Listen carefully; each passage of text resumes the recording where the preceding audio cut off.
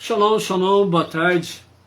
Estamos no dia 2 de janeiro de 2025, pelo calendário civil, e isso corresponde, de fato, à nossa chegada nesse ano civil de 2025, ok? Porém, dentro do calendário judaico, nós estamos no dia 2 de Tevet, de 5.785, a contar da criação. É a tarde com a Torá, trazendo a Parashá da semana. Esta semana nós temos aí a nossa Parashá Vaigash, né? E a nossa Parashá Vaigash traz para nós o momento em que José ele se revela aos seus irmãos e na sequência ele envia a caravana com seus próprios irmãos para Iacove, para descer ao Egito. E mais uma vez nós vemos aí a expressão descer para o Egito. Significa que a terra de Canaã, onde encontra-se realmente Iacove Avino, o nosso pai Iacove, e que é a terra de Canaã, conhecida atualmente como Israel, é elevada. Em que sentido ela é elevada? Ela é elevada no sentido espiritual. O lugar mais elevado espiritualmente é Israel. E o lugar mais elevado em Israel é Jerusalém, a capital eterna e indivisível de Israel. Ok? Onde tem ali o muro, né? O Kotel, conhecido entre as nações como o Muro das Lamentações, né, a localização do templo, e portanto o lugar mais elevado espiritualmente da terra não é Roma e nem Meca, é Jerusalém, ok? E para ela concorrerão todas as nações, como fala as profecias, né, de Isaías, por exemplo, que fala exatamente que as nações convergirão para Israel. Zacarias também fala que a 10 homens de 10 nações, né, estarão pegando no talit, né, no tzitzit de um judeu, e estarão dizendo, vamos contigo para Jerusalém, porque sabemos que Deus, o único Deus, é convosco. Isso mostra exatamente a respeito da redenção final. E a redenção final, realmente as nações convergirão não para Roma e nem para Meca, convergirão para Jerusalém, a capital eterna e indivisível de Israel. Né? O que nos fala lá é 2 Crônicas 7,14, quando Salomão ele faz a inauguração do primeiro templo. Né? Então a voz de Hashem se fez ouvir e disse, né, os meus olhos e os meus ouvidos estarão atentos para as preces deste lugar, continuamente. Isso significa continuamente, significa eternamente. Então, realmente, Deus ele não mudou os seus olhos e nem os seus ouvidos para Roma ou para Meca. E os seus olhos e os seus ouvidos continuam atentos em Jerusalém. Ok? Então, essa questão aí que nós temos aí. Né? E vimos aí dentro da questão de Vaigash, Judá se aproximou de José para falar de forma mais áspera, para poder defender realmente Beniamim. E disse para o vice-rei, sem saber que era Yosef, eu posso destruir você e todo o exército do Egito. Hein? Então deixa o meu irmãozinho quieto, porque se você não deixar ele quieto, nós vamos realmente nos defrontarmos aqui, e você e o exército do Egito não sobrará absolutamente nada. Mas aí, Yosef ele fala para o seu filho Menashe, né, dar uma demonstração de força. Então, Menashe ele bate os pés no chão, né, todo o palácio treme, ele dá saltos, né, ornamentais, por assim dizer, nas paredes e colunas do palácio, né, agindo de uma forma muito forte, com muita força, e isso impactou Yehudá e os seus irmãos. E Yehudá disse, não pode ser, só pode, uma pessoa que não é filho de Jacob não pode ter uma força dessa, só pode ser filho de Jacob. Então ali os corações de Yehudá e os seus irmãos já começaram a se preparar para uma grande revelação, em que José, ele de fato se revela para os seus irmãos, dizendo, eu sou o vosso irmão, o qual vocês venderam para o Egito. José, Yosef é o meu nome. E mostra para eles, né, eles ficaram chocados com a revelação, e aí então ele mostra para eles a sua Brit Milá. E ao verem que realmente Yosef era circuncidado, então eles acreditaram que era Yosef. E José acalma os seus irmãos dizendo, não foi vocês que me venderam por Egito por um belo prazer de vocês. Foi providência divina para enviar à frente de vocês para que realmente pudesse evitar a morte vossa, do nosso pai, né, do nosso povo. Né? E hoje sou vice-rei do Egito e tudo está em minhas mãos para coordenar os 7 anos de fome, escassez, né, que haverá ainda sobre as nações do mundo inteiro. Né? Então vai e traga meu pai, né, juntamente convosco. Então é principalmente dentro desse contexto que nós queremos focar o nosso shiur de hoje, né, trazendo para os amados de uma forma mais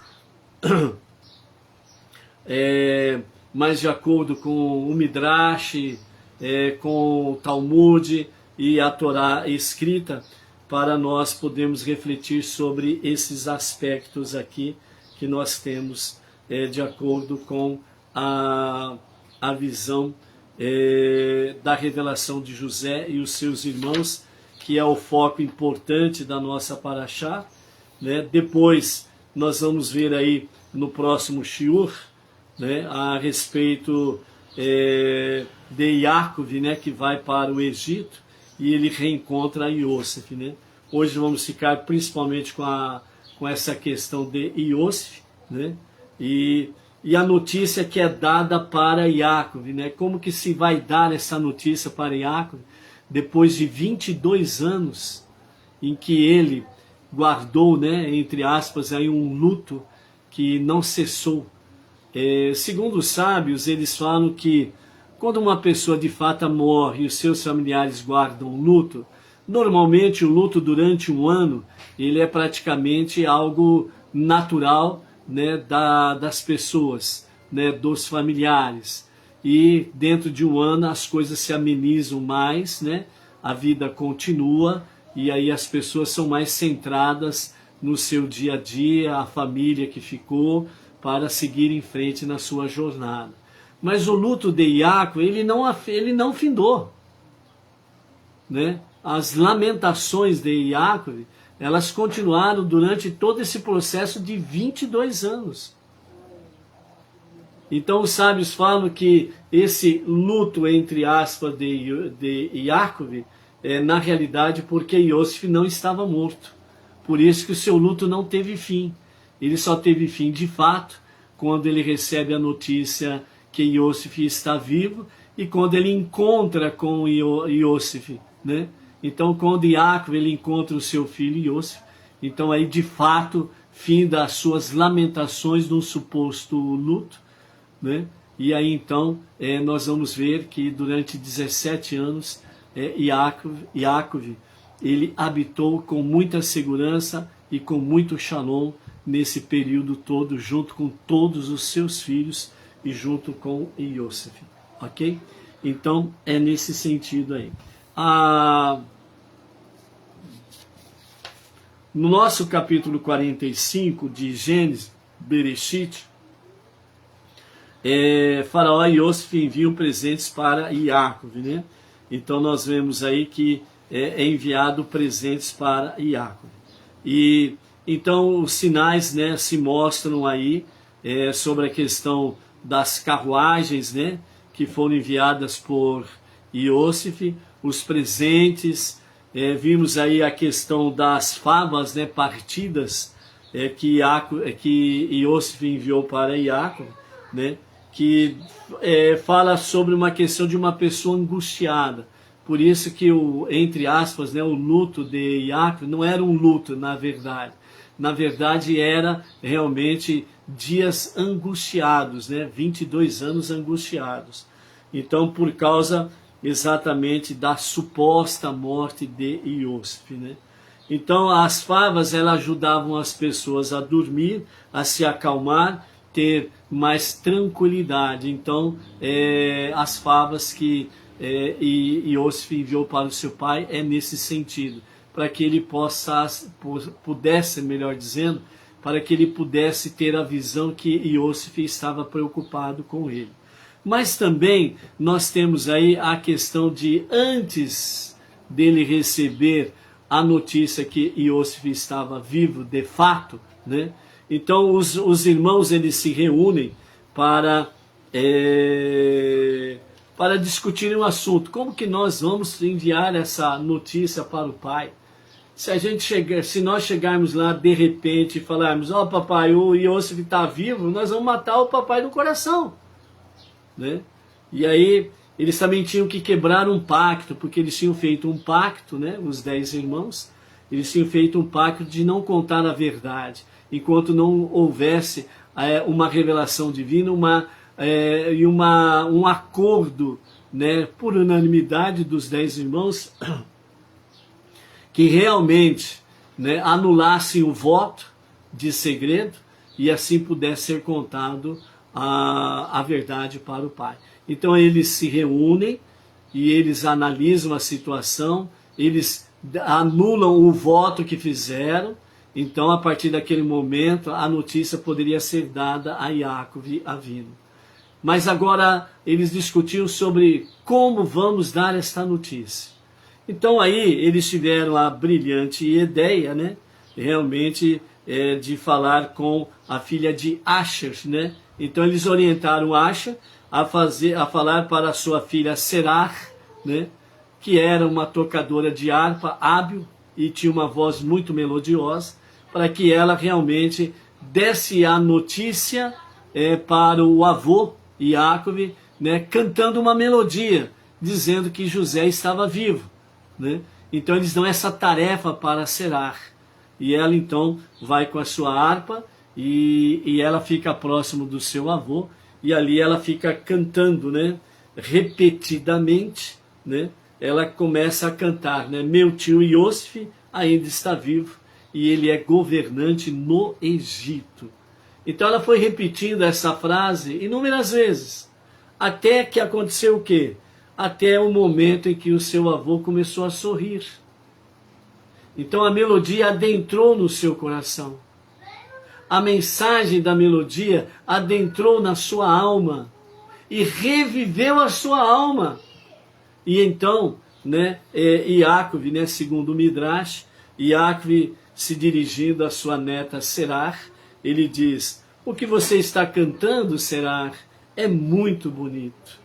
Parece uma boa notícia. Que você seja abençoada com uma vida longa por animar-me com tão esperançosas notícias. Então, quando a canção de Serach, ela adentrou no coração e na alma de Iacob, e ele sorriu, então ele se dirige à sua neta, falando que é uma canção muito bonita, que realmente parece ser uma boa notícia, e por isso Iacob, ele abençoa a sua neta Serach com uma vida longa por animá-lo, né? E o que significa essa vida longa, né? Resumidamente, lá na frente vamos adentrar mais em detalhes. Depois que o povo judeu, né, através de Iacob Avino e os seus filhos descem ao Egito, então 17 anos Iacob, ele vive bem, né? Vive em segurança e com muita paz, muita felicidade, com seus 12 filhos. E depois de 17 anos, Iacob, ele falece, é sepultado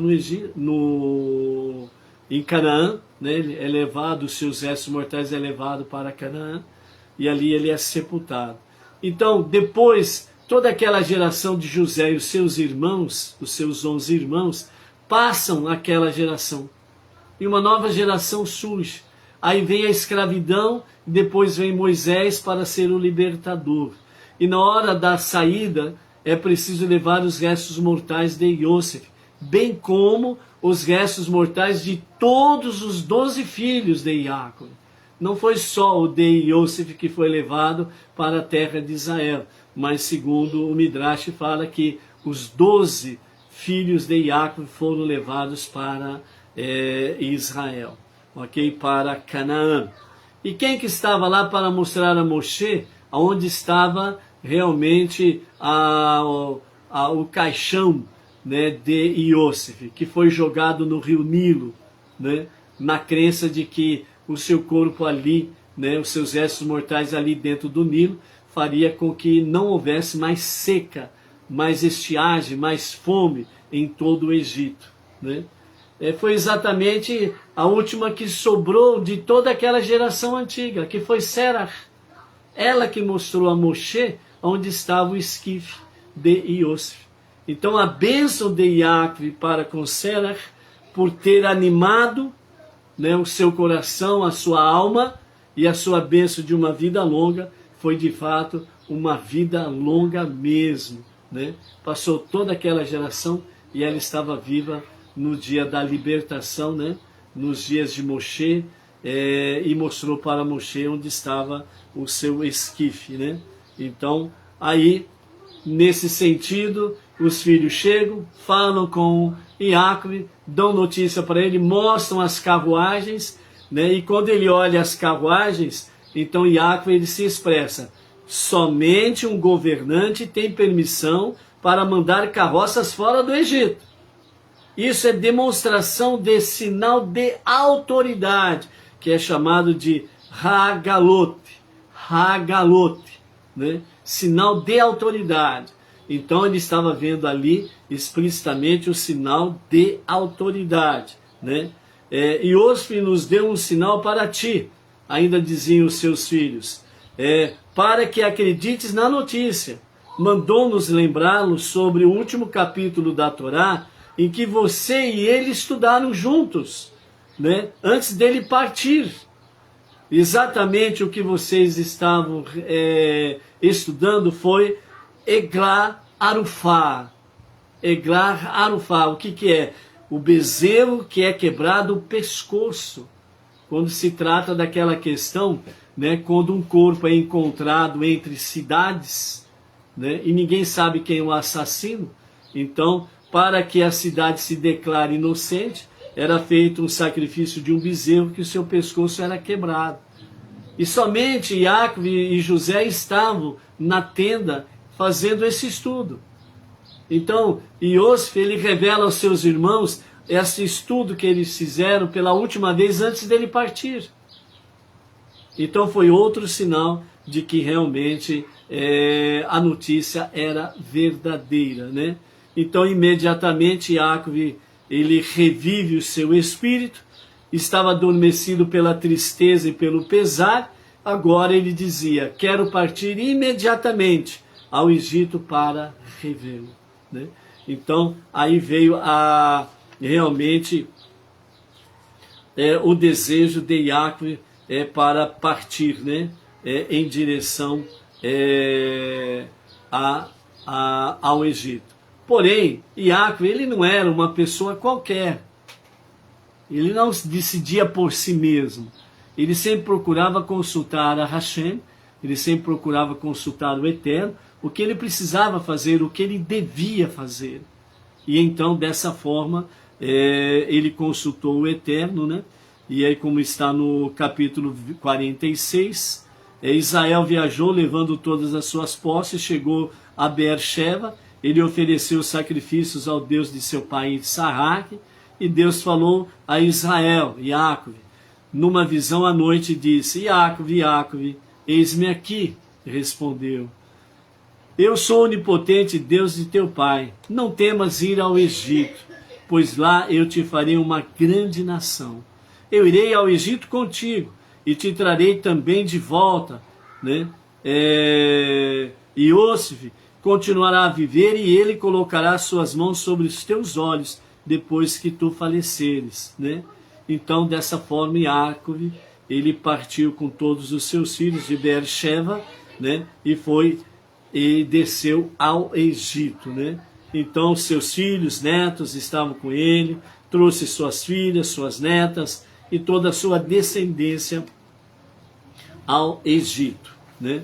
E aí no capítulo ainda 46, do verso 8 até o verso 27, nós temos aí a nomeação das 70 almas que saíram de Canaã e desceram ao Egito. Então vem todos os nomes dos filhos de Iacove, certo? No verso 27 fala assim: os filhos de Iosif, nascidos para ele no Egito, acrescentaram mais 2 almas.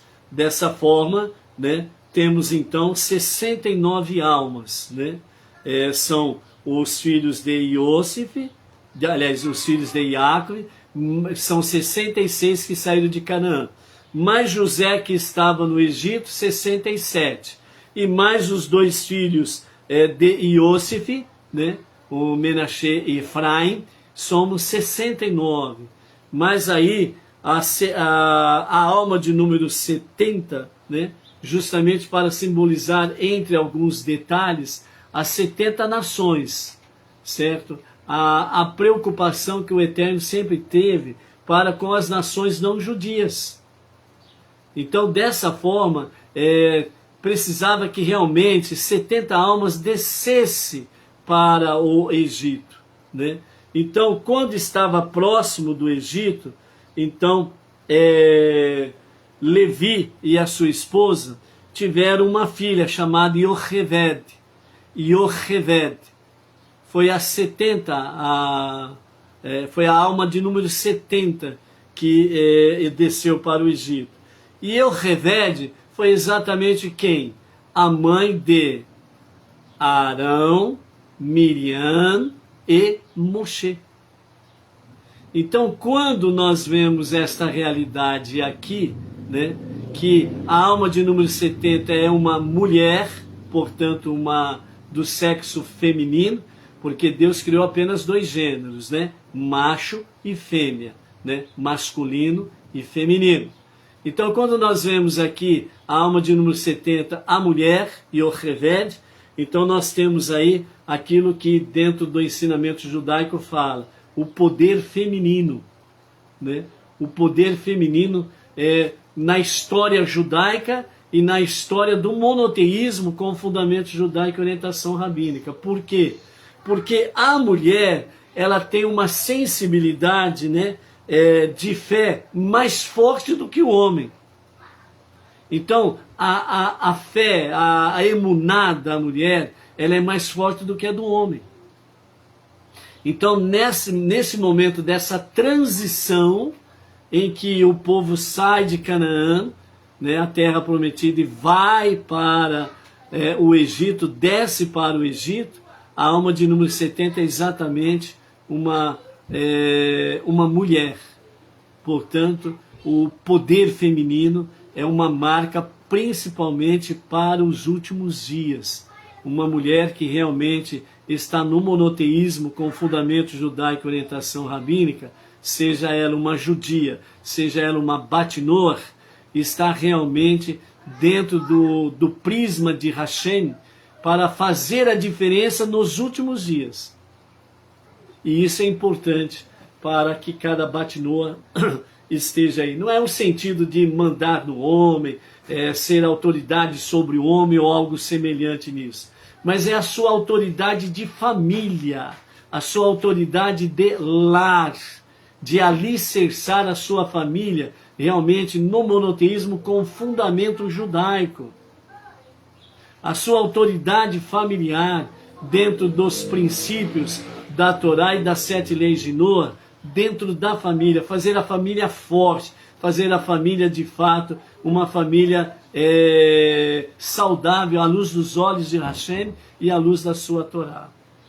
Então é o poder feminino, né? Como diz Salomão, uma mulher sábia, ela edifica o seu lar. Uma mulher sábia que tem autoridade espiritual, porque a sua fé é mais forte do que a do homem, é ela que, de certa forma, ela dita as diretrizes da própria família, da sua casa, entendeu? Então o seu marido é abençoado, os seus filhos são abençoados, certo? Então é nesse aspecto. Então nós temos aí realmente as 70 almas que descem para o Egito, certo? Nesse aspecto aí que nós temos. O nosso Rebbe Menachem Mendel, ele traz para nós, não temas descer ao Egito, porque lá eu farei de você uma grande nação, né? Um lamento saudável, diz o nosso Rebbe Menachem Mendel. Deus não estava tentando amenizar o pesar de Yaakov em deixar a terra prometida, porque um judeu deve lamentar não poder viver na terra de Israel. Esse é o sentimento natural de um judeu, dele não poder viver na terra de Israel. Certo? Então, esse lamento é um lamento saudável, né? Por isso, o nosso Rav Yaakov Gerenstad, que ele se encontra em Israel, há poucos dias ele soltou um vídeo aí nas mídias sociais, né, que foi compartilhado nos grupos Benei Noor, ele falando de estar lá em Israel, estava com seu neto lá,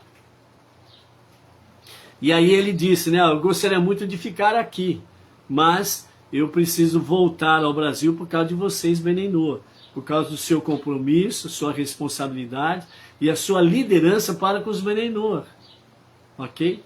Então, o desejo de um judeu é esse, é estar e morar e viver na terra prometida, né? Na terra de Israel, né? Mas ele tem uma missão a cumprir, então ele vai cumprir essa missão, e a hora que chegar à conclusão da sua missão, ele vai para a terra de Israel, como todo judeu irá, sem sombra de dúvidas aí, né?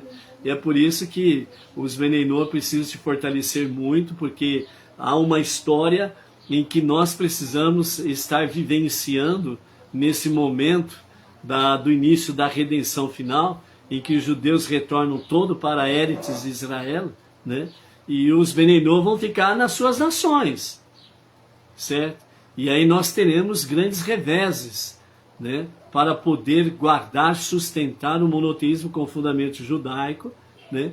Porque as nações vão entrar em caos, vão ficar de ponta cabeça literalmente, né? Por quê? Porque os judeus vão sair das nações e vai ter um grande vácuo nessa história aí. Então os Benei Noor precisam se fortalecer muito agora, sob a liderança do Rav Yaakov Gerenstad, para que quando chegar os momentos cruciais, possam de fato estar firmes e fortes, né? Que é o legado que o nosso Rav Yaakov Gerenstad vai deixar para nós, certo? Por quê? Porque ele também precisa cumprir o seu lado da profecia judaica, entendeu? Então esse momento que nós temos com a sua liderança física, né? Por isso o 9º seminário que vamos ter nos dias 2, 3 e 4 de março, né? Próximo futuro, é exatamente com a liderança dele, a liderança física. Então ele não estará sendo um virtual, né? Dá um problema de internet, cai o sinal, pronto, a liderança virtual, puf. Não, ele vai estar com a liderança física, presencial. Pode cair todos os sinais de internet, mas ele estará lá, né?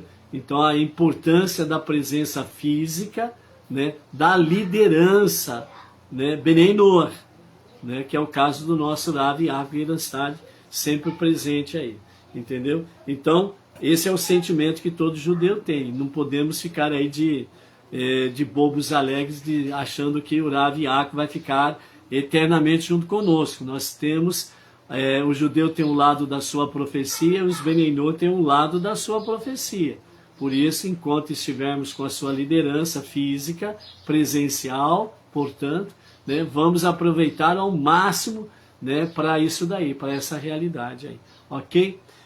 Então, continuando, o nosso Rebbe diz, na verdade, Deus estava lhe dizendo que seu pesar em ir para o exílio era a chave para não intimidar-se com ele. Consequentemente, esta também seria a chave para poder superá-lo. Como foi Deus quem nos colocou no exílio, subentende-se que ele nos deu toda a tarefa de que necessitamos, ou melhor, nos deu toda a força que necessitamos para superar seus desafios. Ou seja, enquanto o exílio prosseguir para o povo judeu, ele será o contexto ideal para o desenvolvimento individual e coletivo de cada judeu e de todo o povo judeu. No entanto, é aí que surge um grande perigo. Quando o povo judeu se dá conta de que não temos razão para nos intimidar com o exílio e que nos beneficiamos com ele, pode até cair na armadilha de nos habituar com isso, ou seja, a questão da assimilação. Então, alguns judeus têm perdido aquele aspecto precioso da terra prometida e estão sucumbindo entre as nações com a assimilação. Estão perdendo a visão. Então, esses últimos momentos é exatamente para isso, para fazer com que, de fato, não se perca a visão. Por isso, o ressurgimento do judaísmo, desde os anos 1951, com a liderança do Rebbe Menachem Mendel até 1994, ele fez ressurgir a alegria e o brilho do judaísmo para cada judeu. E por isso o judaísmo hoje está muito bem atuante entre as nações. Ok? Como consequência, podemos nos tornar vulneráveis aos efeitos negativos do exílio, e aí sim é que não conseguiremos mais elevá-lo adequadamente. É o que acabamos de falar. Portanto, como Yaakov, deveríamos sempre cultivar o nosso pesar em relação ao fato de não estarmos em nosso ambiente apropriado, a terra de Israel. É o sentimento judaico que cada judeu tem que ter, na época da redenção messiânica. Enquanto lembrarmos quem realmente somos e a vida que deveríamos levar, não precisamos ter medo do exílio, vamos superá-lo. Então, cada judeu precisa ter esse sentimento aí, sem sombra de dúvidas, dentro desse aspecto aí. Sobre a questão de Yocheved, o nosso Rebbe Menachem Mendel, ele nos fala da seguinte forma: ao descer ao exílio egípcio, os judeus começaram o processo de elevação e transformação das 70 nações do mundo. Por isso que foi necessário que Yaakov e toda a sua casa descesse para o Egito. Mesmo depois virando escravo, mesmo depois chegando Moshe para a libertação do povo do Egito. Mas foi necessário isso para a transformação das 70 nações, que equivale todas as nações não judaicas até o presente momento. Então, Israel, Yaakov e sua família, ao descer ao Egito, desceram realmente numa questão de degradação de um nível elevadíssimo espiritual para o nível baixo do Egito.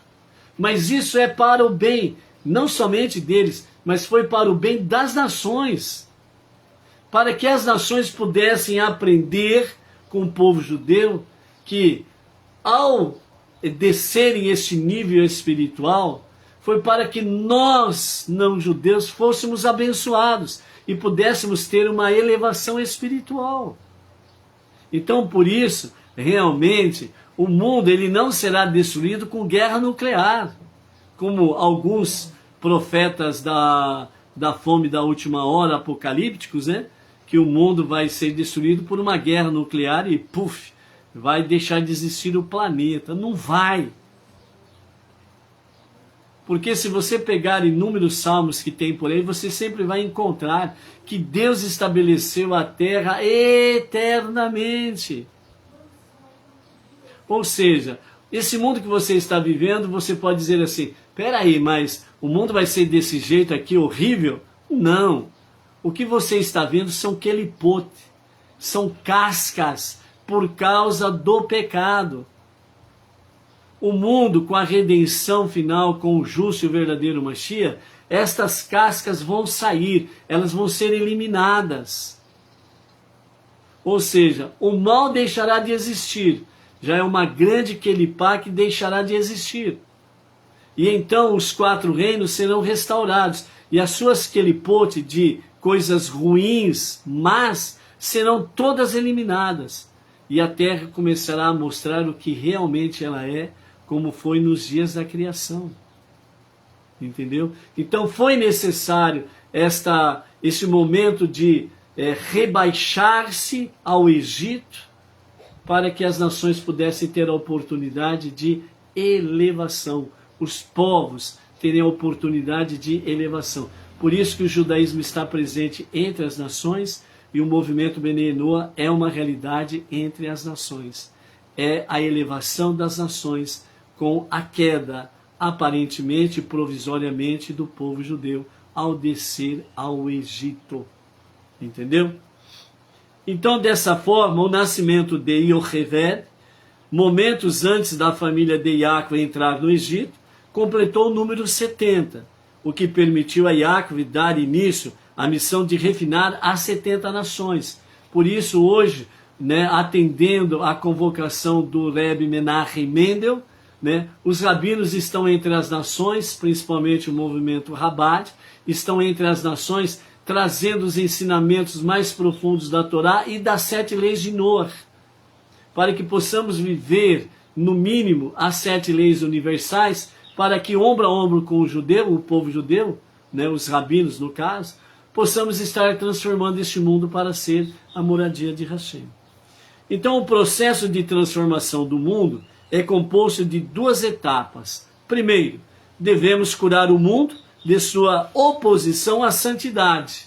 Ou seja, devemos curar o mundo com a sua oposição à santidade. Por isso que o judaísmo está presente entre as nações, o que era impossível algumas décadas atrás, porque falar de judaísmo, mesmo entre vários segmentos religiosos, era um crime. Nós passamos várias décadas no meio do cristianismo, no mundo evangélico, nós sofremos duras penas no meio evangélico por falar de Israel, por defender Israel dentro da Torá, dos 5 primeiros livros da Bíblia. Fomos chamados de apóstatas da fé, porque nós falávamos da Torá e falávamos da representatividade judaica. Fomos esculachados, envergonhados, humilhados, Pessoas evangélicas, pessoas que passavam por nós mudavam de calçada por causa disso. Outros cuspiam no chão na nossa frente quando estávamos passando. Sofremos vários tipos de humilhações por causa disso. Então, algumas décadas atrás, era realmente um grande crime no meio evangélico falar de Israel, dos judeus e realmente do Messias judeu. Muitas coisas mudaram. E o Rebbe disse que é tempo realmente de falar de Mashiach e da redenção final. E nós estamos vivendo isso.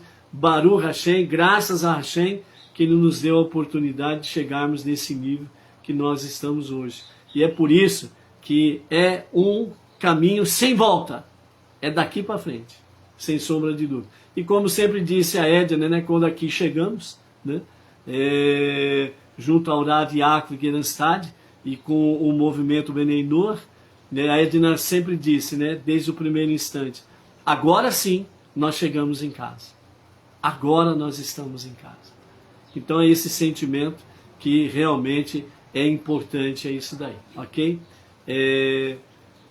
Carlos Ferreira, sim, já fomos cristãos, tanto no catolicismo como no meio evangélico em várias denominações. E também passamos pelo judaísmo nazareno, judaísmo messiânico e também pelo judaísmo pirata. Passamos por essas fases todas aí, ok?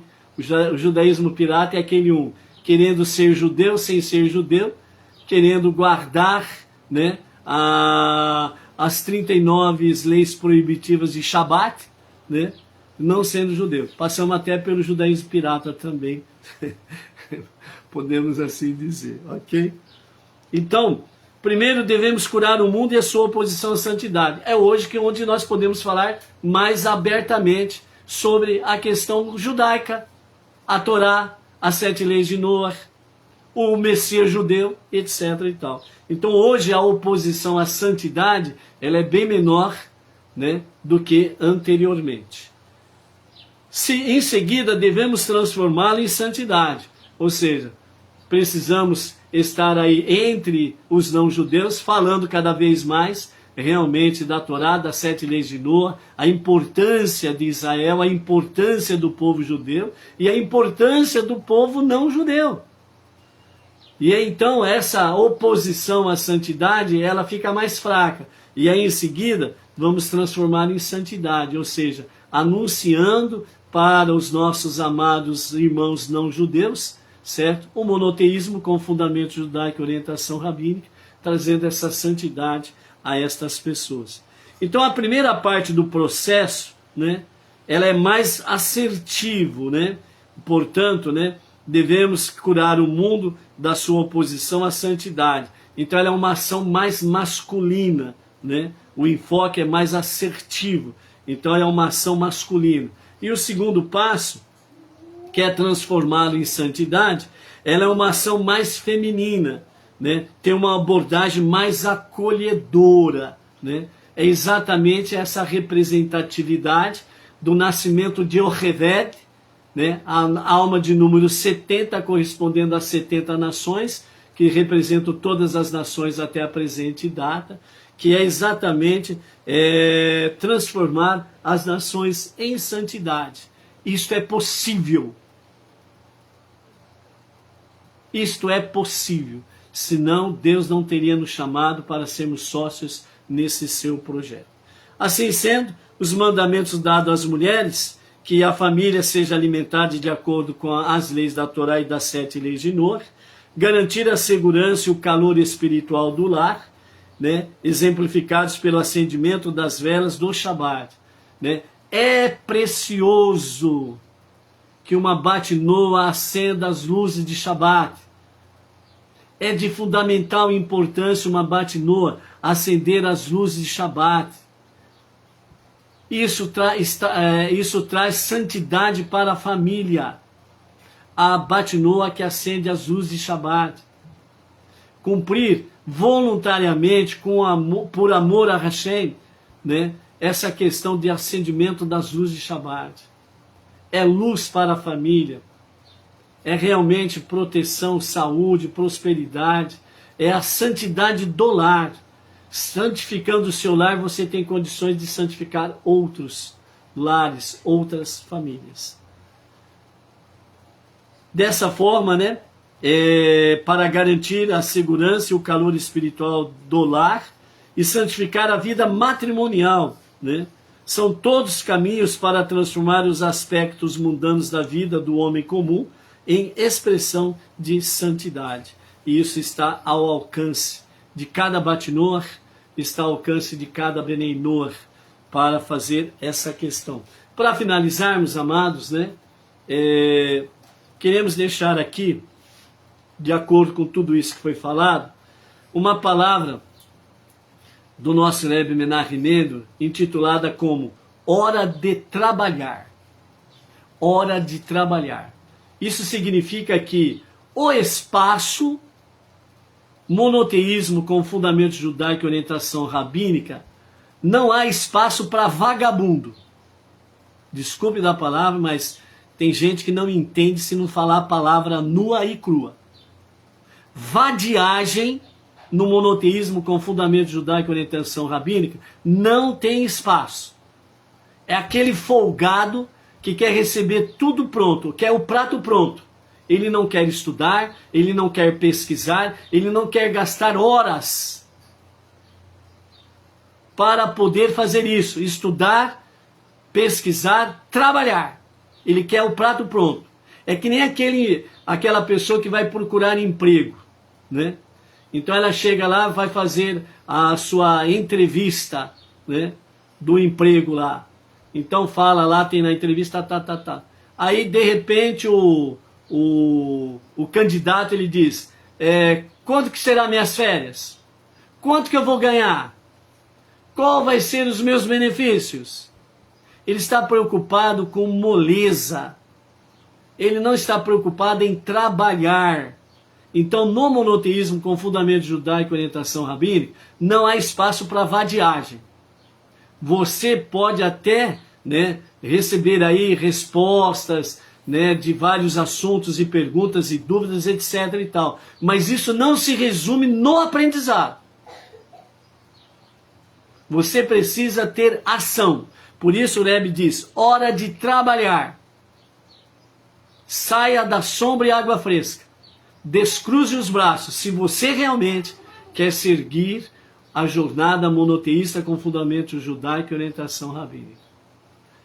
Nossos sábios afirmam, diz o nosso Rebbe Menachem Mendel, a cada geração em que o Beit HaMikdash não é reconstruído, isso é considerado como se essa geração fosse responsável pela sua destruição. Similarmente, em relação a cada indivíduo, se o Beit HaMikdash não é reconstruído em seus dias, isso é um sinal de que o seu Beit HaMikdash individual, interior, está destruído. Pois se o seu próprio serviço divino, isto é, se o seu próprio Beit HaMikdash individual, interno, não está construído, não é perfeito, Mashiach já teria vindo e construído o verdadeiro Beit HaMikdash, a começar no nível judaico para os Benei Noach. Se cada judeu não construir o seu Beit HaMikdash no seu interior, então é como se tivesse destruído. Cada Benei Noach, se não construir o Beit HaMikdash no seu interior, é como se o tivesse destruído. Ah, mas o Beit HaMikdash não é para o judeu, não é em Jerusalém para o judeu? Mas a profecia fala que as nações, nos dias de Mashiach, irão ao Beit HaMikdash, o terceiro templo que será construído em Jerusalém. Então você tem parte no Beit HaMikdash. Então se você não construir o seu Beit HaMikdash individual e interno, então significa que você não está trabalhando, você está na vadiagem. Então é hora de tomar vergonha na cara e é hora de trabalhar. Faça o seu serviço diário, as preces diárias, a sua techuvá, um retorno a Deus para um verdadeiro e genuíno arrependimento. Estude as 7 leis de Noah. Faça, de fato, valer que você é um Benei Noach, trazendo sobre o quê? Sobre a sua techuvá, tefilá, estudo da Torá, estudo das 7 leis de Noah e a sua de Sedaká. Trabalhe. Não seja um vadio espiritual. Põe a mão realmente para trabalhar, descruze os braços. Continuando, o Rebbe diz, a intenção e o propósito não é que a contemplação do que foi feito leve a suspiros e choro, que é a questão da destruição do Beit HaMikdash, mas sim as ações na prática, trazendo a redenção individual da pessoa e a construção do Beit HaMikdash dentro da sua própria alma. Isso, por sua vez, apressará e atrairá a redenção maior, a redenção final, e a reconstrução do verdadeiro Beit HaMikdash no seu lugar, por Mashiach. Que isso aconteça a qualquer momento e a qualquer momento mesmo. Amém, vem amém. Essa é a palavra do nosso Rebbe Menachem Mendel. Reflita e tire as suas conclusões.